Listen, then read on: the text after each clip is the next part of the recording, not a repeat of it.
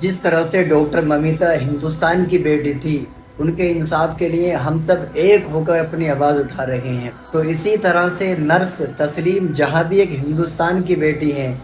ये भी एक हॉस्पिटल की नर्स थी जो अपनी ड्यूटी के बाद अपने घर रुद्रपुर वापस लौट रही थी। लेकिन रोडवेज ड्राइवर धर्मेंद्र और उसके साथियों ने मिलकर के दरिंदगी दिखाई, रेप किया और बाद में तस्लीम जहां की हत्या कर दी गई।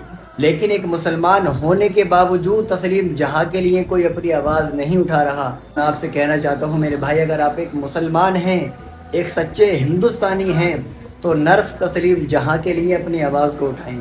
जिस तरह से डॉक्टर ममिता के लिए अपनी आवाज़ उठा रहे हो, तो इसी तरह से तस्लीम जहां के लिए भी अपनी आवाज़ को उठाओ।